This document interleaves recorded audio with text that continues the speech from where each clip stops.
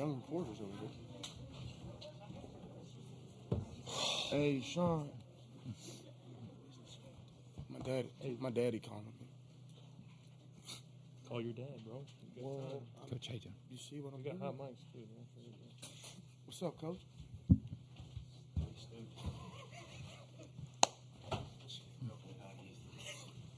excited to hear what you guys say. Shut up, bro. Shut up. First question, why did you not finish run for play? I have 11 bags. Coach, thanks for joining us. We'll ask for an opening statement, then we'll ask questions to the student athletes, and we'll dismiss them before we come back to questions for Coach. If you could give us an opening statement about tonight's game. Yeah, I guess I've had time, but haven't taken time to think of what a good opening statement is. Obviously, both teams get a lot of credit for putting on a show for the fans. My understanding is the game prior to ours was like that too, and that's what this place is about, and it's why we get the crowds that we do here, and it's why this sport has grown into what it is. And there's a lot that could be dissected in the game, so we'll leave it up to your questions.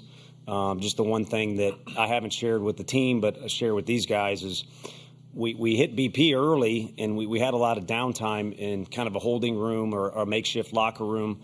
And as we were getting ready to go out in the dugout, I was just kind of looking around the room and had a sense of comfort. Just because looking at the group of guys that we were about to go do battle with, felt pretty dang good about it. And I think we knew we were going to do battle with a very offensive team, as you saw. But, you know, when you come here, it's Abbott a few years ago. He might have been the quickest to the big leagues out of that group. I don't know. It's hard to argue who the best pitcher is. And then the argument's a little easier with last year. It was Skeens. And then we finally figure out who we're facing today, and you look at the video and you look at the numbers, and Arnold can certainly make the case that he's the best pitcher in this thing. So we had a coaches meeting, and to quote Ace Ventura, why don't you cry about it, saddlebags? You know, you're going to have to beat somebody good.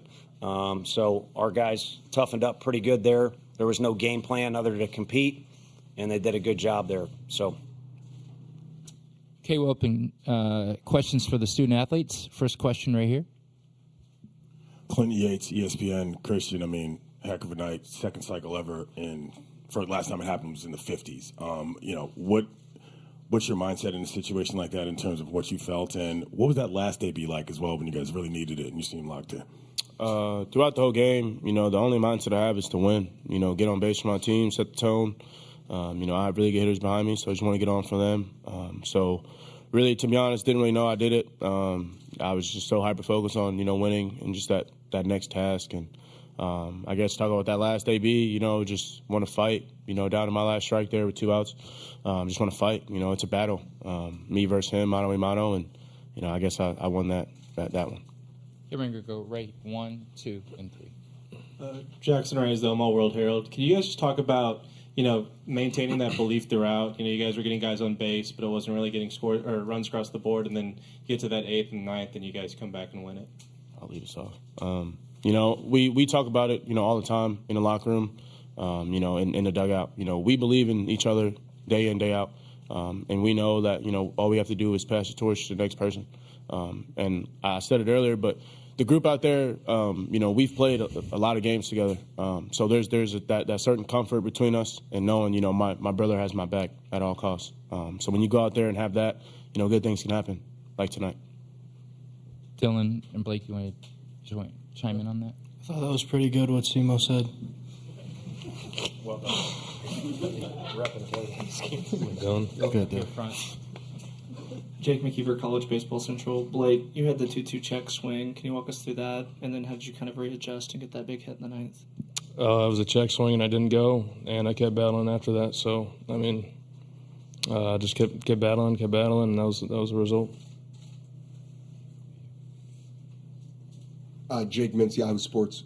Christian, in your last at-bat, there was a clip of you on the broadcast turning to the dugout and going, "It's fine. It's fine." What were you trying to convey to your teammates in that moment? I was actually saying, let's fight. It's a battle. Like I said, 2 outs, 2 strikes. I get out, we lose. Let's fight. That's what I did. And you're saying that to them even though you're the one at the plate? Yeah. Okay. It's a group effort. Yeah. And then the last question I have is, did you know that you had the cycle? No, I did not, sir. Yeah. Any other questions for the student athletes? That one right there. For you guys, what's the biggest mindset coming out at the top of the third inning, getting 6 runs across from the other side? What's just your mentality to, get back in it? And for all of you guys too, Chris, Dylan, and Blake, what do you just feel about the offense going into Sunday and everything else that lies ahead? I mean, we're a very gritty team. And when we go out there, we always think that we can put up whatever number on the scoreboard. And we aren't trying to put up a 6 spot. We're just trying to win every pitch. And we just threw a bunch of jabs all game and then threw that big punch in the 9th inning. With this offense, we're always 1 inning away. That's kind of our motto this year. And we just had a belief that a big inning was coming and just, trusting each other. Yeah, I mean, I think that's kind of the staple of this program. We're always 1 inning away. If they put up 6, we can do it too, and we have that confidence in each other. And, we were able to do that, scratch and claw, and was able to get back in there. Okay, last 2 questions. We'll go here and here for the students. For Blake and for Christian, with y'all coming back to win that game the way you did, how much, if at all, does that change some of the conversations y'all are going to want to have about some of the way things went early in that game and some of the miscues and that stuff, just team-wide? We won. I don't know if we'll have that conversation, but I know we won that game, and we're going to just keep trying to win every other game from there. Put that game, kind of behind us. It's cool, walk off, everything like that. But, now it's on to the next task, and I don't know who we play or whatever, but we'll be ready for them. Go ahead. I'm good. Hey, Harrison fan, SEC Unfiltered. You guys talk about how kind of relentless this team is, just since proven season after season, and especially this season, throughout the season. What kind of is a tribute to that, the brotherhood, just the chemistry and everything around that? Yeah, I mean, I think from the fall, from the jump, you could tell that we bonded really, really good, and doing everything together, just always hanging out in the locker room later. So, we kind of knew we had something special, and we knew that all we had to do was put it on the field and work hard to be in this situation. And all those guys, even guys in the dugout, really pushed themselves to be here and to be this team. So I'm super proud of everybody, and hopefully we can keep this train going. What do you think, Blake? Yeah, Blake, would you like to add something? Sure. I actually forgot the question, but we love each other and we're playing for each other. So, including the coaches. Including the coaches. Love you, Coach V. Thanks, man. Gentlemen, thank you very much for your time. Congratulations on the win.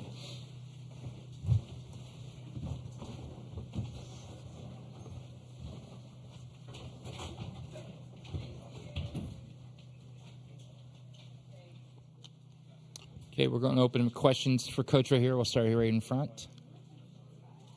Tony, Cannon seems like he's been really productive as a pinch hitter for you all year. Just what has made him so good in those moments, and kind of what did you see from him in that at-bat in the 9th?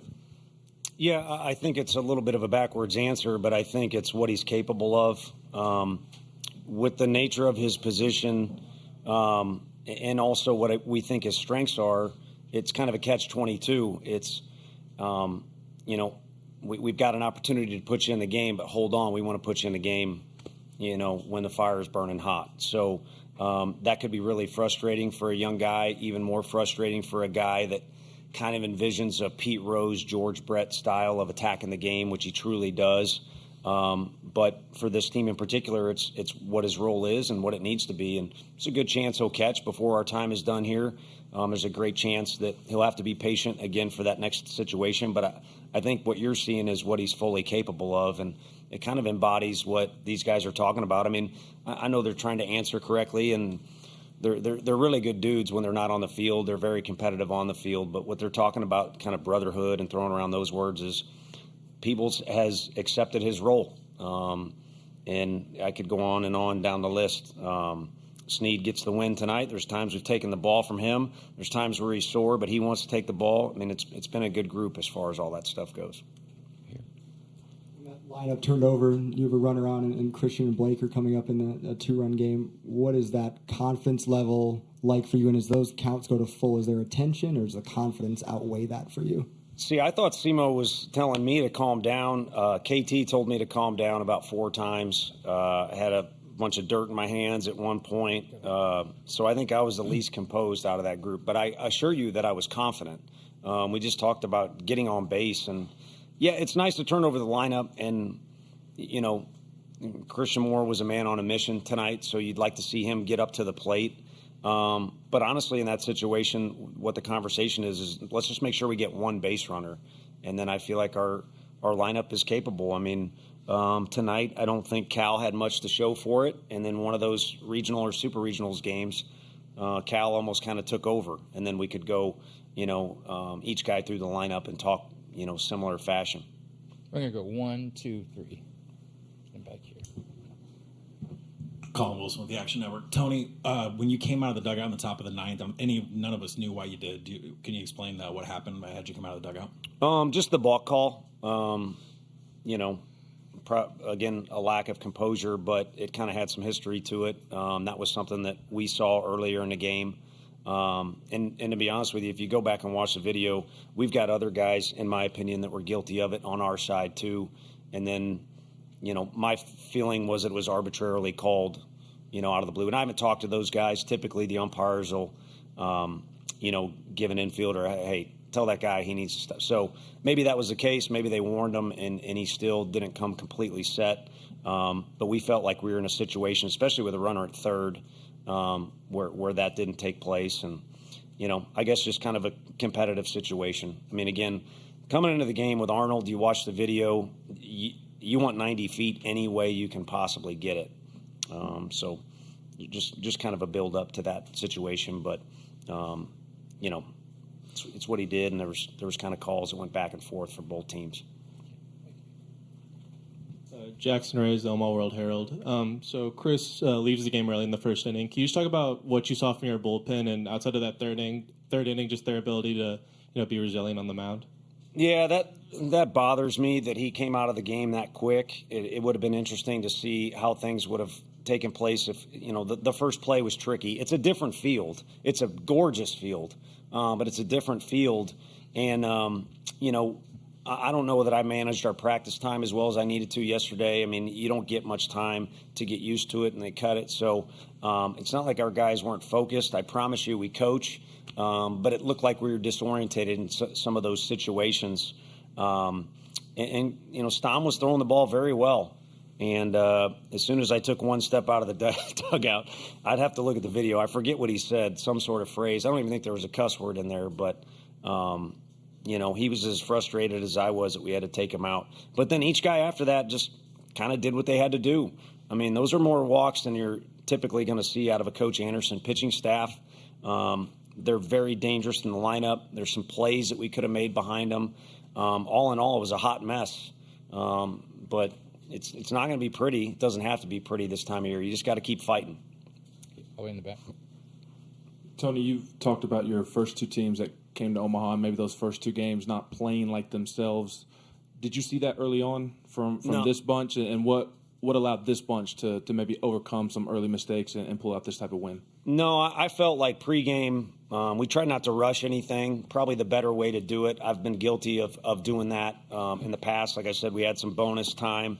And then you could sense the air about them was pretty good. They were eager to go. Again, Stom was throwing the ball well. Our first inning against Arnold, I got to be honest, I didn't envision it that way. The one thing I did envision, to be 1,000% honest with you, too, we've had a fair amount of success this year. We hadn't had a walk-off win. And that for whatever reason, that was in my head. Maybe because of the game beforehand. And those things are interesting because, once you do something, it kind of seems to occur again or come in bunches. But, no, I just think, a couple tricky plays, and our guys weren't handling, some of the circumstances that were present on the field. But what I said in the mid-game interview was, and I don't mean because we're in Omaha or because the stakes are high. It was just the actual circumstances that were present on the field needed to be handled better by our guys. But sometimes when you compete, you can cover up mistakes. And I think that's, what the definition of that is tonight. It was certainly a great example. Okay, we got the last two questions right here. Clinton Yates, ESPN. Coach, monster night for Simo. Can you tell me a little bit more generally, though, about what you've seen from him as a player from a development standpoint since he's been around in Knoxville? Wants to win as bad as anyone I've ever been around. And, The umpires, we talked about that there. Grady, the home plate umpire, was really good to me because he kind of let me come out and speak my mind and just, kind of talk about some things. And then he let me know what was going on the field. And the one guy we were talking about back and forth was Simo. And I was just, pleading a particular case. That guy wants to win as bad as anybody on the field. I don't know how you define that, but that's what makes his motor go. And he's not going so good when he's not in that mode and he's worried about other things. And to answer your question, his development has come to where he's matured a lot on and off the field to where he gets into that spot more often and doesn't let a bump in the road set him off or a poor game set him off in another direction. And it's been nice to see that development. Blake Burke and he are two guys that have been a part of two different ends that Chris Burke was talking about before the game. Such a fun story. Two different sides of the country, two totally different ways to do it. But they've both matured in so many different ways, and they're pros. And they're ready to be pros. I just hope it's not for a while. Last question for Coach. Jake Mintz, Yahoo Sports. Yeah. Just curious about Simo. Like, what we saw tonight was incredibly special, and in some ways, the culmination of a lot of time and work that's gone on with his development. For you, what was the moment that you realized he was special? Like, when you look back to recruiting the kid, is there a moment that stands out in your mind of, like, I knew that kid was going to be different? Our staff did a good job recruiting him. I played a very small part. As a matter of fact, I went to one game in the middle of nowhere in Georgia, and he didn't say hi to me. I don't know if he knew it was me or not, so I teased him about that all the time. He was pitching in that game. He was a pitcher, athletic kid, infielder that we recruited. And then I mentioned earlier to the ESPN folks, we didn't think he was coming to school. He had to turn down really good money in order to come. I was going to save this for later, but I think he's kind of battling a little bit of the reputation that people throw around right now from others that we dealt with 3 years ago. We had some concepts there that not a guy that says no to good money and come and wants to play team ball and things like that. And we knew right away once he was on campus we were wrong. But we also had to do some things to, again, like any freshman, needed to mature. And he's gotten to that point right now. So it's fun to watch.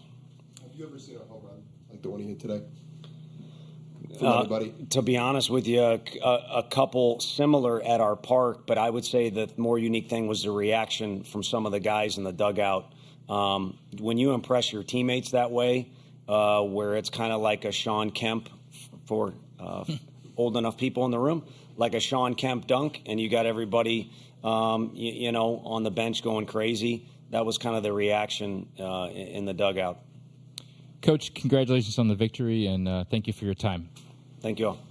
My favorite player of all time, number 40, baby. Sean Kemp? Yeah, nice. Karma.